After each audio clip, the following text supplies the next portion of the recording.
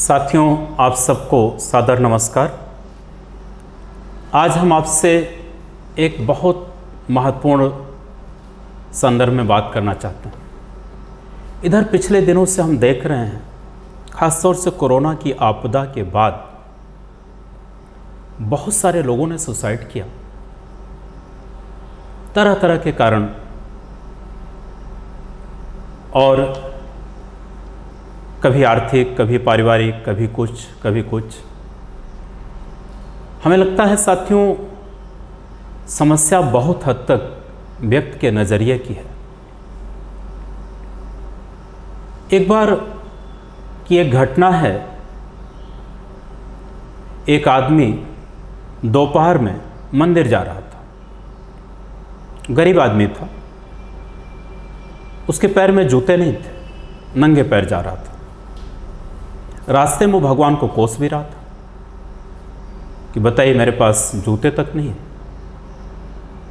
नंगे पैर धूप में मैं चल रहा हूं, पैर जल रहा है।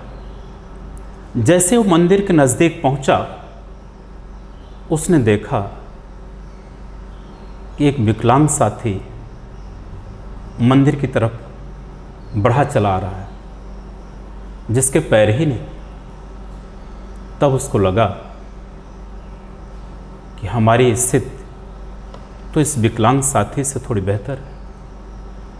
हम जूते के लिए परेशान हैं और सामने वाले व्यक्ति के पास पैर ही नहीं। साथियों, आज ऐसी ही एक बहुत प्रेरक सच्चाई से हम आपको रूबरू कराना चाहते हैं। वो एक हकीकत घटना। साथियों, आज के लगभग 10 वर्ष पहले मैं अपनी कोचिंग के ऑफिस से लखनऊ निकल रहा था। गाड़ी पर बैठ चुका था, तभी एक फ़ोन आया, एक अनजान नंबर से, एक अनजान लड़की का। उसने कहा, सर मैं आपसे मिलना चाहती हूँ, कुछ ज़रूरी काम है, अभी और इसी वक्त।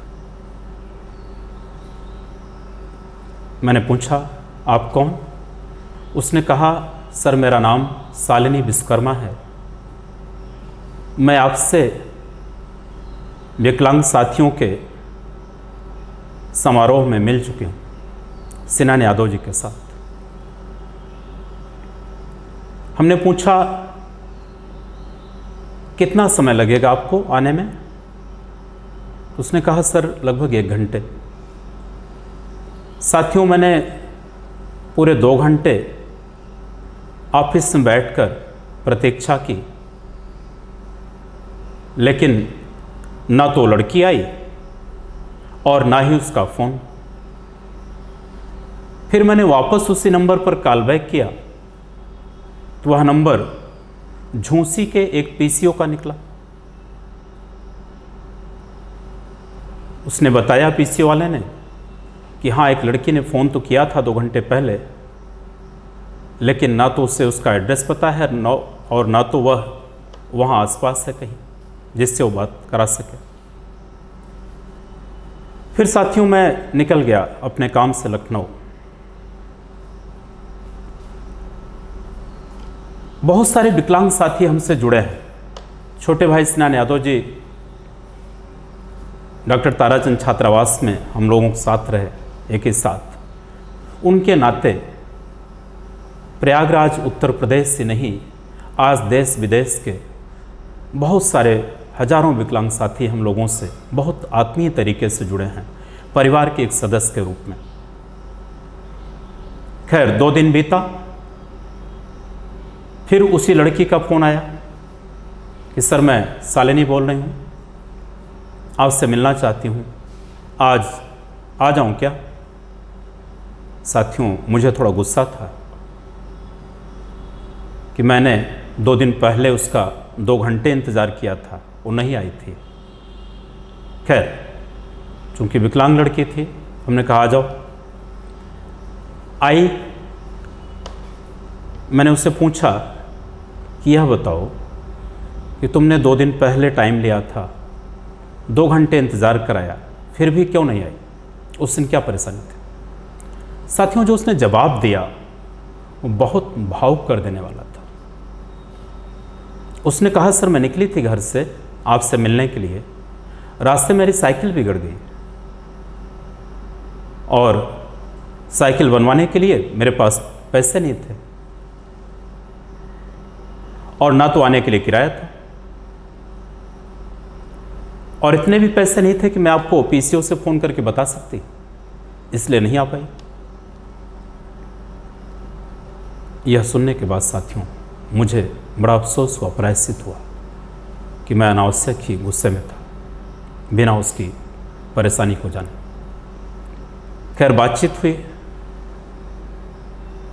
हमने पूछा कि तुम क्या करती हो, कैसे काम चलता है? तो उसने बताया कि वो पढ़ाई के साथ साथ पार्ट टाइम कुछ काम कर लेती है जिससे उसका खर्चा चलता है। हमने पूछा क्या काम करती हो? उसने बताया कि सर हम कागज़ के पैकेट बनाते हैं, गोंद और कागज़ के टुकड़े लेकर के उसी लेस से उसके हम पैकेट तैयार करते हैं और दुकानों पे सप्लाई करते हैं। उसकी इनकम से हमारा खर्चा चल जाता है, हम रूम रेंट और अपनी पढ़ाई का खर्चा निकाल लेते हैं। मैंने देखा साथियों, बहुत देख करके आश्चर्य हुआ कि एक लड़की, आपको जान करके हैरत होगी कि जिसके दोनों पैर नहीं, दोनों पैरों से विकलांग शालिनी विश्वकर्मा है, खड़ी नहीं हो पाती। जो लड़की चलती है तो उसको हाथ में चप्पल पहनना पड़ता है। इसके बावजूद साथियों सबसे रोचक बात है, जो काबिले तारीफ है, कि इतनी प्रतिकूल परिस्थितियों के बावजूद शालिनी के चेहरे पर कभी सिकन नहीं देखी मैंने। एक गजब की चमक, एक गजब का आत्मविश्वास। फिर बातचीत होती रही शालिनी से, तो शालिनी ने बताया कि सर मकान मालिक ने कमरा खाली करने को कहा है। हमने पूछा क्यों? तो उसने बताया कि मकान मालिक का कहना है कि तुम कमरे में पढ़ने के लिए ली थी कमरा, और अब तुम उसी कमरे में पैकेट भी बनाती हो, इससे हमारा कमरा गंदा हो जाता है, और इस शिकायत के आधार को निकालना चाहता है। खैर साथियों, यह सब जानने के बाद हमने शालिनी विश्वकर्मा को अपने ही ऑफिस में सागर एकेडमी के मैनेजमेंट में जिम्मेदारी सौंप दी और बगल में ही एक कमरा दिला दिया।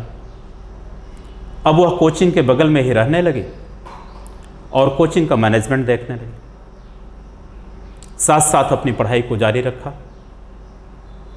और आज की तारीख में शालिनी ने एमए, डबल बीएड और एमएड की पढ़ाई पूरी कर ली है।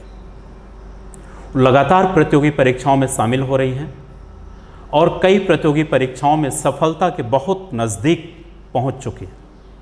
कहीं 1 नंबर से तो कहीं 2 नंबर से उनका सिलेक्शन रुका। मुझे पूरा भरोसा है कि आज नहीं तो कल शालिनी किसी अच्छे पद पर सेलेक्ट हो जाएंगे, कामयाब हो।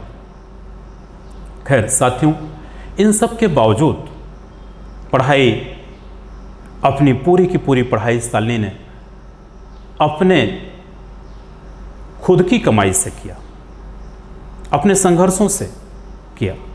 किसी पर भी वो डिपेंड नहीं रही, हम लोगों पर भी डिपेंड नहीं रही। चूँकि सागर एकेडमी के मैनेजमेंट की जिम्मेदारी संभालती, वो किसी की दया सहानुभूति पर नहीं रहते और बहुत अच्छे तरीके से काम करते। मुझे लगता है कि जितना काम हमारे सकलांग कर्मचारी करते हैं उनसे कहीं ज़्यादा करती। कई बार तो मैंने देखा कि अगर मजाल क्या है कि किसी कोचिंग का लड़का किसी दूसरी कोचिंग का बैग लेकर के आ जाए, सीधे वो डांट कर लौट आती थी। उनकी बोल्डनेस, उनका कॉन्फिडेंस बहुत ही गजब का है साथियों। और हाल ही में प्रधानमंत्री माननीय नरेंद्र मोदी जी जब इलाहाबाद आए आज के 2 महीने पहले, तो वह कुछ विकलांग साथियों को अपने मंच पर बुला करके मिले और सबसे अच्छी बात है कि सबसे पहला नाम हमारी मैनेजर शालिनी विश्वकर्मा का था। बाकायदा 5 मिनट समय देकर प्रधानमंत्री जी ने उनसे बात रखी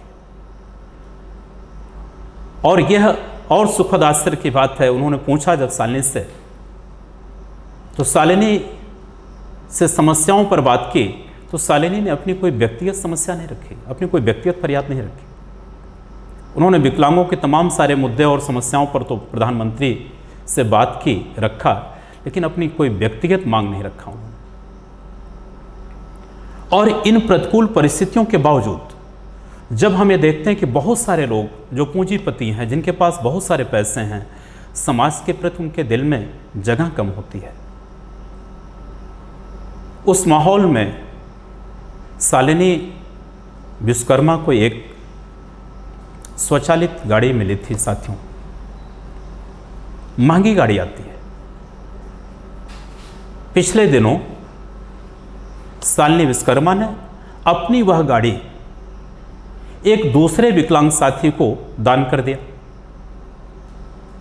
हमने पूछा, डाटा इस बात के लिए कि तुमने अपनी गाड़ी इतनी महंगी, इतनी मुश्किल से मिली थी, क्यों दूसरे को दे दिया? तो आपको जानकर के आश्चर्य होगा, शालिनी ने कहा कि सर, अब मैं इसी कोचिंग के बगल से आती हूँ, मैं साइकिल से आ सकती हूँ, और जिस लड़के को हमने अपनी गाड़ी दिया वो ज़्यादा गरीब है, ज़्यादा दूर से आता, उसको ज़्यादा ज़रूरत है। इतनी दरियादिली साथियों। तो वह इन परिस्थितियों के बावजूद किसी दानवीर से कम नहीं। साथियों, एक बहुत सुखद समाचार आपको देना चाहते हैं कि शालिनी विश्वकर्मा की शादी तय हो गई और कल ही वो शादी है 27 जून को। यद्यपि अभी हम इस शादी के पक्ष में नहीं थे, हम चाहते थे कि शालिनी की नौकरी पहले लग जाए, इसके बाद इस शादी को हम लोग बहुत धूमधाम से अच्छे तरीके से करेंगे। लेकिन जब छोटे भाई सिनान यादव जी ने बताया कि सर, इस शादी का प्रस्ताव जो आया है एक अच्छा प्रस्ताव है, इसको टालना उचित नहीं होगा। उन्होंने बताया, यह जानकर हमें खुशी हुई कि अलीगढ़ के एक बहुत ही प्रतिष्ठित, सम्मानित ब्राह्मण अधिकारी परिवार ने शालिनी विश्वकर्मा को अपने परिवार की बहू बनाने का प्रस्ताव खुद रखा। स्वयं उन्होंने ये रिश्ता आगे बढ़कर के प्रस्ताव रखा हम सबके सामने। जब सिनान जी ने इस बात को बताया कि सर, एक अच्छा रिश्ता है, हमने पूछा कि शालिनी की क्या प्रतिक्रिया इस रिश्ते पर, क्या वो खुश है या नहीं। कोई कितना ही बड़ा क्यों ना हो, अगर लड़की उस रिश्ते से खुश नहीं है तो फिर हमें वो रिश्ता स्वीकार नहीं।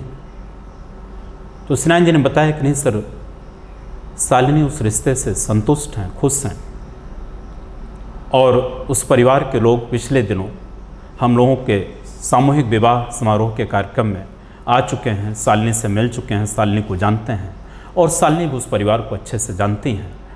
एक अच्छा रिश्ता है और इस पर विचार करना चाहिए।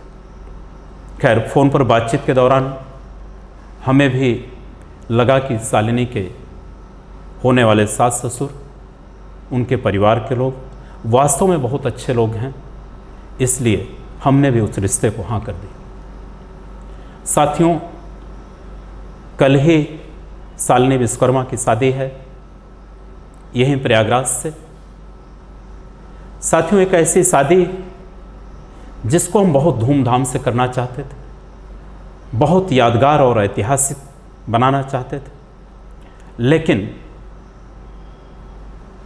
कोरोना की आपदा के कारण आप सब जानते हैं कि शासन और प्रशासन की तरफ से भी बड़े समारोह की अनुमति नहीं मिल पा रही। इसलिए साथियों, हम चाह करके भी अपने तमाम मित्रों, शुभचिंतकों, विद्यार्थियों को इस कार्यक्रम में इनवाइट नहीं कर पा रहे। हम आपको सिर्फ इन्फॉर्म कर रहे हैं, सूचना दे रहे हैं, आमंत्रण नहीं दे पा रहे। लेकिन साथियों, जैसे ही परिस्थितियां अनुकूल होगी, जैसे ही कोरोना का दौर समाप्त होगा, हमने तय किया है कि शालिनी की शादी के उपलक्ष्य में एक बहुत ही भव्य सांस्कृतिक समारोह और विशाल प्रीतिभोज का आयोजन करेंगे, जिसमें अभी से हम गांधी अकादमिक संस्थान, सागर अकादमी, सामाजिक एकता परिषद, स्वराज विकलांग सेवा समिति, अनाम स्नेह परिवार के से जुड़े अपने सभी मित्रों, परिचितों, शुभचिंतकों और सभी नए पुराने विद्यार्थियों को अभी से हम करबद्ध निवेदन करते हैं, आप सबको आमंत्रित करते हैं साथियों। और आयोजन की डेट और समय जैसे ही परिस्थितियां अनुकूल होती हैं, हम आपको सोशल मीडिया के माध्यम से बताएंगे, सूचित करेंगे।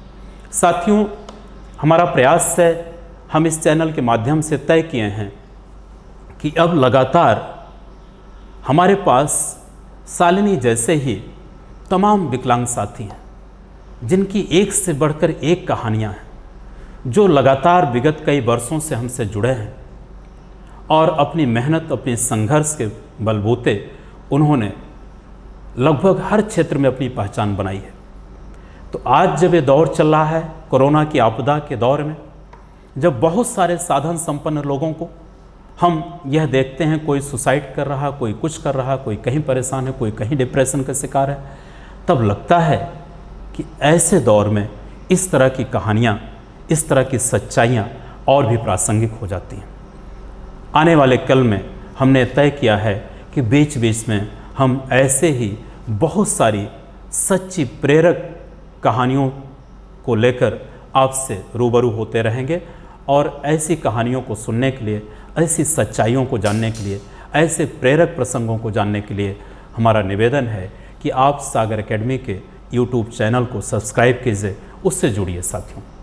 और अपने कमेंट के माध्यम से मुझे ज़रूर बताइएगा कि आपको कैसी लगी शालिनी विश्वकर्मा के संघर्षों की दास्तां।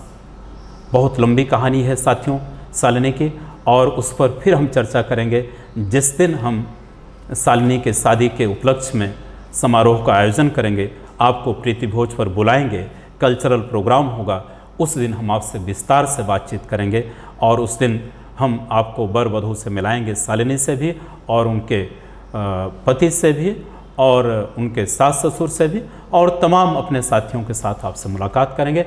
इसी के साथ आज यही समाप्त करते हैं। धन्यवाद। जय हिंद, जय भारत।